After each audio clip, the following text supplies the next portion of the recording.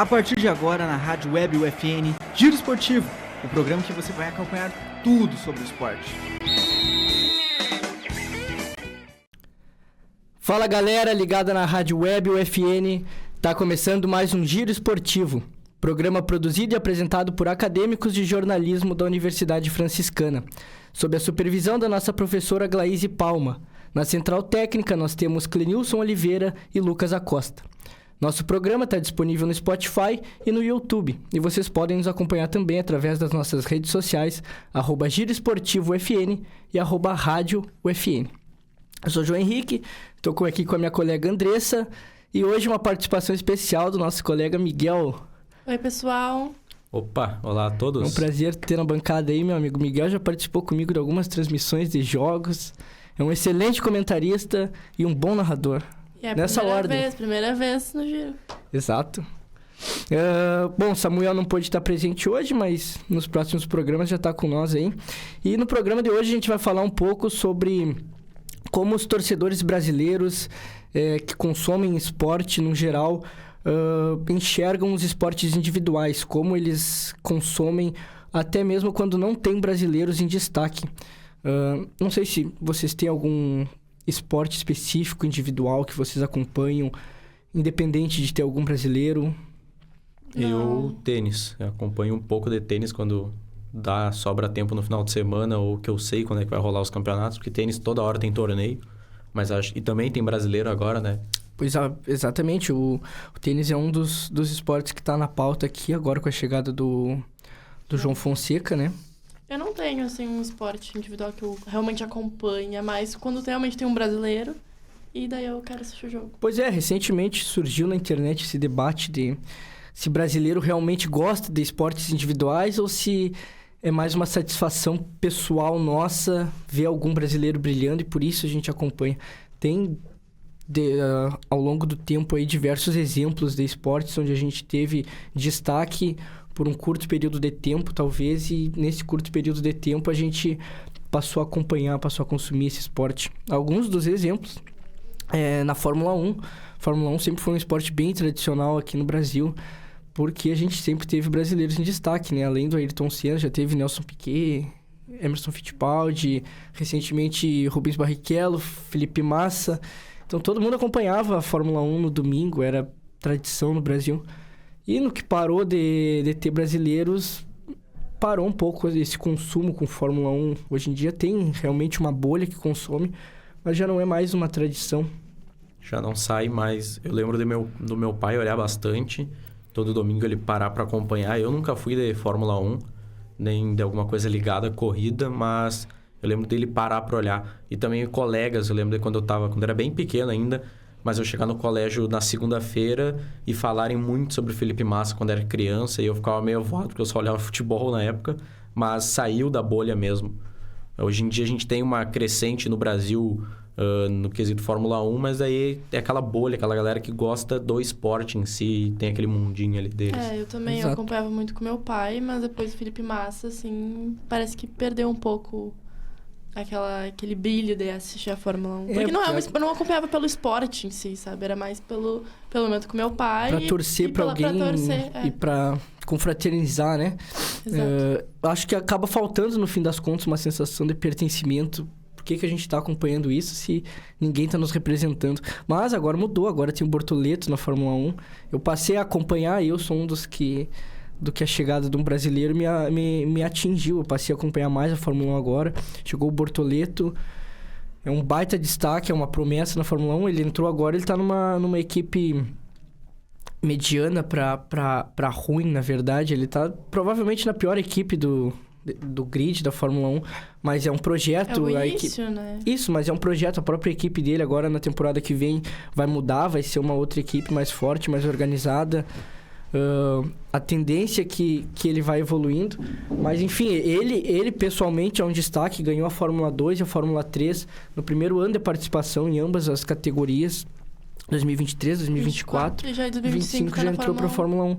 Isso, de certa forma, faz com que a gente se orgulhe de novo de algum brasileiro no esporte, que é o meu caso. Eu comecei a acompanhar mais a Fórmula 1 agora, e também tem o tênis, com o João Fonseca, que é um baita destaque. Atualmente ele está no número 60 do ranking mundial.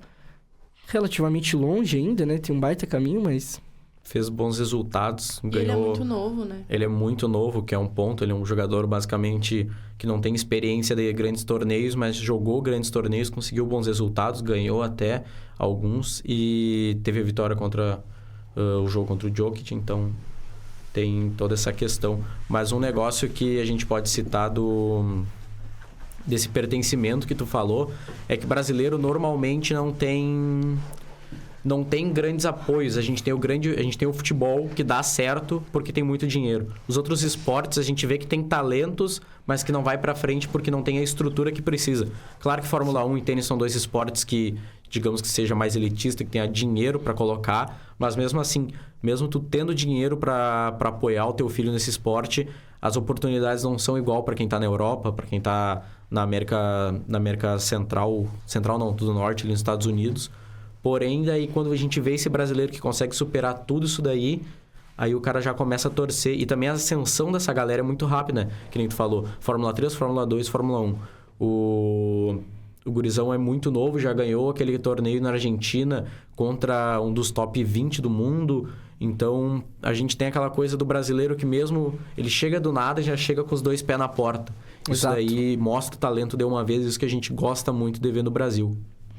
É o lance de superar a diversidade e tudo mais, superar a falta de recurso, né?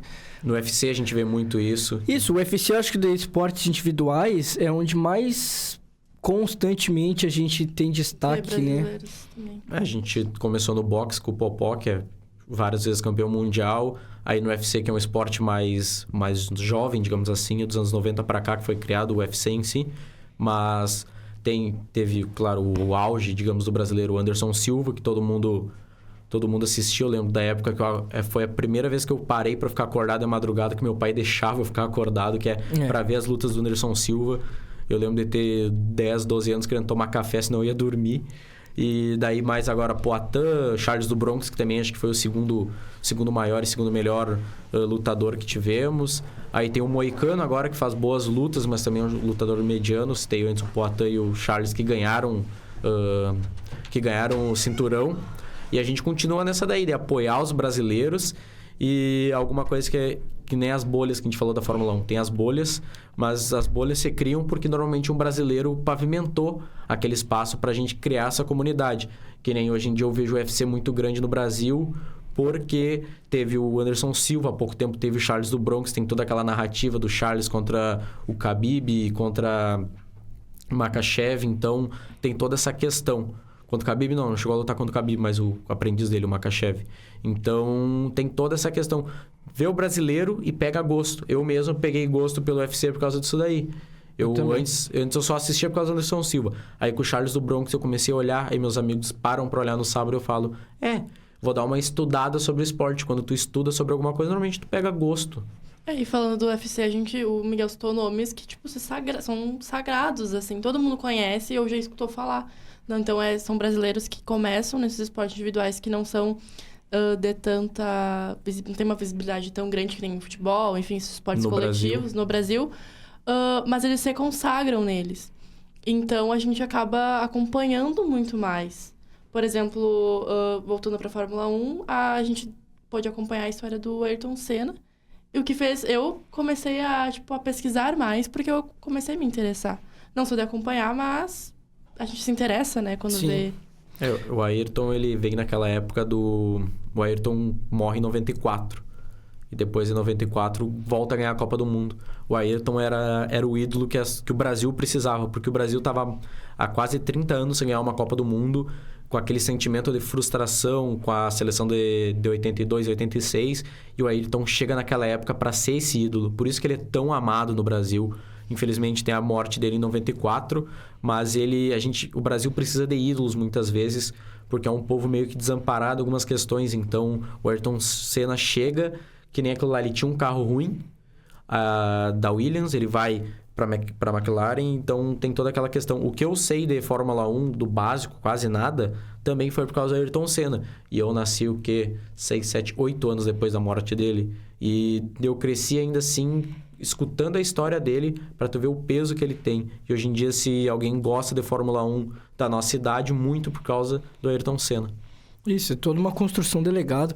Eu acho que é um ponto que, além de ter brasileiros que vocês estavam falando, esse brasileiro tem que ter realmente destaque, ele tem que ser dominante, ele tem que estar no topo, que é o caso dos esportes do UFC, foi o caso do tênis, algum período com o Guga, que figurou já no primeiro do ranking mundial. O Brasil só teve o Guga, depois A gente tem boas em referências primeiro no nos ranking mundial. esportes. Isso, a gente tem. E além disso, de ter só referência, tem que ter as boas referências, tem que ter quem se destaque. Agora, recentemente, teve o caso do Calderano no ping-pong. Eu fiquei uma madrugada inteira Tênis de assistindo... mesa, né? No tênis de mesa, existe uma diferença. Eu fiquei uma madrugada inteira assistindo ele no tênis de mesa, cara. E ele já é um destaque no esporte, porque ele era o 5º no ranking mundial. E agora tá em terceiro, né? E aí ele foi pra Copa do Mundo, eu acho que ele subiu pra 4º. Mas enfim... Não, ele subiu 2 posições. É, foi pra terceiro? Terceiro. Enfim, aí ele foi pra Copa do Mundo e venceu o 2º, o 3º e o 1º no ranking mundial. E ele é o único da América do Sul a ganhar esse torneio, o único né? sul-americano. Exatamente, isso... E tem toda aquela representatividade e as coisas emocionantes que nem tu vê. As 3 bandeiras da China e a única em primeiro a do Brasil. É um negócio que marca o coração e vem a paixão. Por isso que eu vejo muito a falta de gosto. O que é, para mim, o que é mais nichado em si no Brasil, menos o basquete, mas dos esportes americanos. Beisebol não existe, basicamente, aqui. Futebol americano é um nicho muito pequeno e jogar esse esporte também é quase morto, que nem o Gauchão. Sim. Tem 4 equipes, os Soldiers e mais 3. A segunda melhor equipe do Rio Grande do Sul acabou fechando, que era o Pumpkins. Aí tu entra... Mas o basquete tem alguma coisa. Tinha o Oscar Schmidt, os Jogos de Barcelona, até as gurias do basquete ganharam. Mas, para além disso, o basquete tá se criando uma cultura de jogar, uma cultura de rua, de ir sair pra jogar o basquete também é mais simples que os outros dois, em quesito técnico. Muito mais simples e tem essas algumas referências. Mas eles... Imagina se tivesse um jogador na NBA que fosse bom. A gente tem o Gui, que tá no Warriors, mas não joga. Teve o Varejão, teve alguns jogadores que foram campeões. Não lembro o nome agora da cabeça, que ganharam pelo Cleveland em 2016. Mas tu pega essa gente, eles não são expressivos de verdade, são titulares. O time são a espinha dorsal do time. Talvez o consumo pelo basquete fosse ainda maior que no Brasil. Mesmo. Se, por exemplo, o Oscar... foi uma lenda do basquete. Tivesse sido pra NBA. Seria completamente diferente. E tu já vê que tem alguma coisinha ali no basquete, porque é um esporte legal e é mais fácil de jogar. Mas o beisebol e o futebol americano são nulos no Brasil, basicamente. Não, é um negócio muito, muito nichado. A gente estava falando antes do programa começar em off, tu estava dando um exemplo de... Tu estava dando um exemplo bom um bom exemplo de esportes individuais que teve nos online, né? Ah, tá. Eu desde criança, as 2 coisas que eu mais acompanhei na minha vida foi futebol e Counter-Strike. Eu sou um completo nerd por esse jogo. Counter-Strike é um jogo de tiro, o mais famoso, acho que, da história. Digamos que ele é um molde para o jogo competitivo de tiros, de First Person Shooter, que é FPS. E ele cresceu muito nas lan houses do Brasil, com pirataria e tudo mais. Só que o Brasil foi campeão mundial em 2006, a ESWG. Tá, o Brasil foi campeão naquela época no CS 1.6, ficou uns anos em hiato, mas ainda tinha o cenário brasileiro. E em 2016, 10 anos depois, o Brasil volta a ganhar. Toda aquela história de superação também. A gurizada que jogava no Brasil, saiu do CS, foi para outro jogo que pagava um pouco mais no Brasil, voltou pro Counter-Strike e foi morar nos Estados Unidos de favor na casa de um ex-jogador. Foi lá, eu lembro de ter a história deles batendo o mouse na parede porque não tinha espaço na mesa, dormindo todo mundo no chão porque não tinha lugar.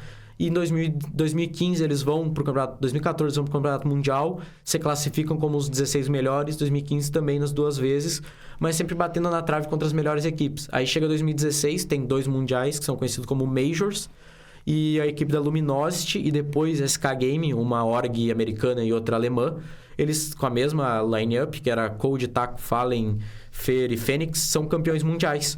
E isso faz o Brasil ver um pouco mais e eles abrem um espaço no eSports, né, o esporte eletrônico, que tem a discussão sobre se é esporte ou não. Eu digo que sim, ele tem um desgaste físico mais mental, né, por ficar muito tempo à frente do computador, mas naquela época a gente teve a Globo, por exemplo, comprando direito de transmissões do campeonato E-League, que seria o maior campeonato da época do Counter-Strike, então ele abre alas. Quando o brasileiro ganha, ele pavimenta ruas de coisas. Depois veio o League of Legends, era mais famoso no Brasil, nunca teve destaque mundial, mas a Globo também quis.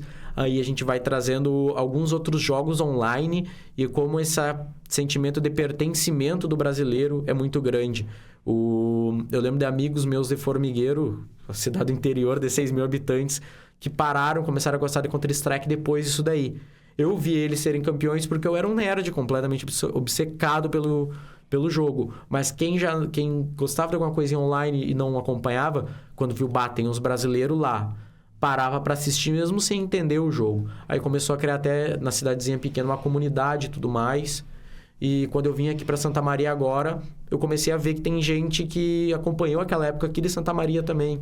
Tem um cara que é amigo meu que vive de Counter-Strike, jogou campeonato e coisa, então é uma comunidade que cresceu e se abrangeu muito mais. Só que um ponto que acho que peira tanto no eSports quanto no esporte normal, que dá para ser discutido, é manter a constância disso daí. Que nem... É muito legal a gente ver um cara ser campeão da Copa do Mundo de ping-pong, mas depois a gente parar de acompanhar e parar de dar o apoio. Esse é o ponto. É uma coisa meio momentânea, né? Momentânea. E até entra naquilo de, as mídias ajudarem nisso. Isso. O Brasil, ele pega muito e abraça. Só que se a pessoa não sabe utilizar aquele apoio toda hora, fazer merchandise, dá um problema, porque o brasileiro para de acompanhar nas competições. E a inconstância vem, não adianta. Ainda mais pela questão da estrutura. O brasileiro foi lá e ganhou, aí ele volta pro Brasil. Só que lá eles estão treinando entre os melhores, eles têm mais tempo, eles têm mais dinheiro para treinar, melhor equipe. Então, se o brasileiro não continua apoiando, ele vai caindo no esquecimento, que é um grande problema. Que nem a gente teve a época do Esquiva Falcão, que foi muito falado. Então, tu entra naquela coisa de... Eu não vou falar que eu acompanho todos os caras, que nem eu acompanho um jogador que eu sou fã de futebol. Mas tu segue no Instagram, tu já ajuda, tu dá uma comentada, tu já ajuda, tu ficar um pouco a par do que tá acontecendo. Portais de notícias que fazem essas coisas dos esportes que tem menos visibilidade. Algumas pessoas falam, tu vai trabalhar com tal coisa, tipo um handebol, coisa... Mas é isso aí que mantém os sonhos e as grandes histórias. Se tu não tem um portal de comunicação que dá visão pro handebol, tu não vai ter a história bonita depois do handebol sendo campeão, chegando em fases finais. A gente comentou muito disso na época das Olimpíadas, né? Porque as Olimpíadas é o principal, assim, que todo mundo começa a olhar para outros esportes, não só o futebol, o vôlei, que são os nossos pontos fortes, né? Então, é a questão de acompanhar, continuar acompanhando. A mídia ajuda muito. As transmissões, que, por exemplo, agora a KCTV, né, que transmitiu o Campeonato Mundial de Tênis de Mesa, ajudou muito Divulgando Insta, tudo. Então acho que é importante fazer a nossa parte como torcedor mesmo. Mas a gente, consegue entrar nesse consenso de que se não tiver brasileiro competindo, a chance da gente começar a acompanhar é quase nula, né? Mas, eu acho que, por exemplo, o caso que o Miguel estava falando dos esportes, é um exemplo que eu acho que se solidificou bastante, porque criou uma comunidade... É bem forte o nicho de esportes no Brasil, embora... Ele é forte, ele já foi mais forte, decaiu. Sim, e embora Fallen é uma lenda no esportes no mundo todo. E eu acho que, para além disso, também tem o fato de que a comunidade se abraça e consome isso, e além de consumir isso, joga também. De certa forma, aproxima um pouco quem joga profissionalmente e quem simplesmente joga, sabe? Tu liga o computador, tu tá jogando a mesma coisa. Essa questão do online, por exemplo, os servidores brasileiros de Counter-Strike, na época que lançou o jogo, só existiu porque o Fallen foi de atrás. Senão não teria nem servidor brasileiro, a gente teria que jogar com o Sul-América. Daí tu teria que jogar com um chileno, boliviano, argentino. E depois ele criou a própria Gamers Club, que dá aulas de Counter-Strike e também tem a questão dos servidores próprios. Então, essa coisa de comunidade ajuda a desenvolver. É que o esporte online é mais simples de tu desenvolver porque é no computador. Exato. Tudo bem que tu tem que ter um computador bom, mas é bem difícil toda a logística, que nem o skate, por exemplo. A logística do skate tem o preconceito em cima, apesar do esporte não ser... E esporte não ser visto como um esporte não, tá jogando videogame, mas ainda é mais fácil de tu aceitar do que a sociedade em si. Não, o skate, por exemplo. Galera que ama andar de skate, pra tu ficar bom no skate é uma dor de cabeça. Tu tem que andar de skate todos os dias. Tu fica meses só sabendo andar pra frente e deu. Pular no skate tem que treinar.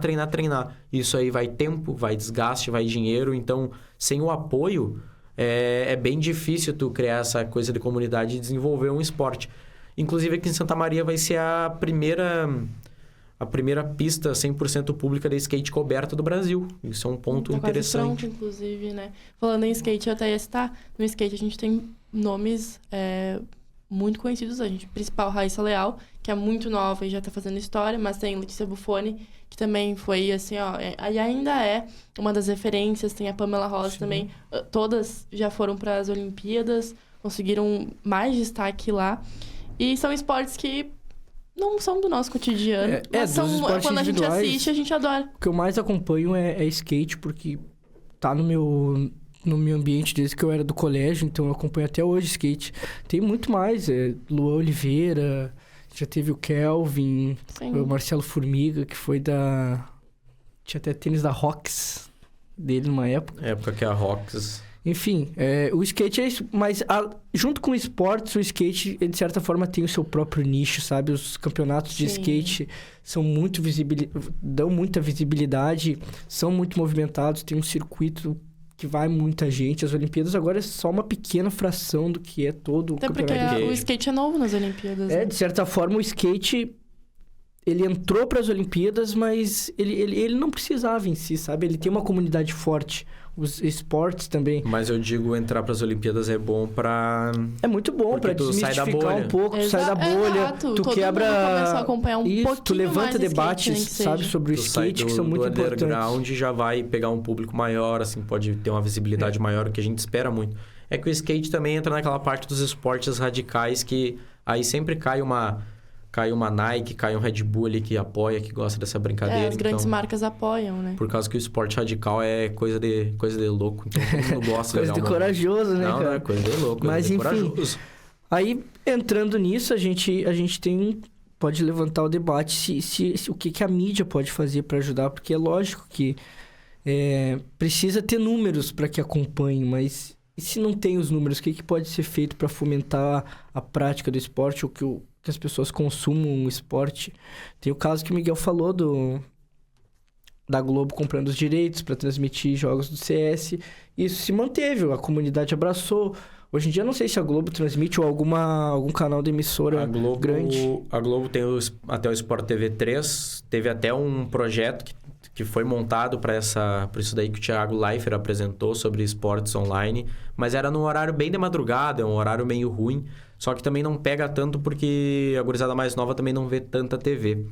Mas a gente pode, saindo dessa parte do esportes, que entra muito no nicho de gente mais jovem, que não usa TV, o futsal pode ser um exemplo, né? Que o futsal é um esporte que a gente ama jogar, que em ginásios do interior lota, mas ele não passa na TV aberta, mesmo o horário sendo bom, sendo sábado, domingo, de manhã, de tarde, de noite. Então, os horários do futsal são bons, tendo times muito bons, só que aí a gente cai na parte das federações, falta uma organização em si do esporte.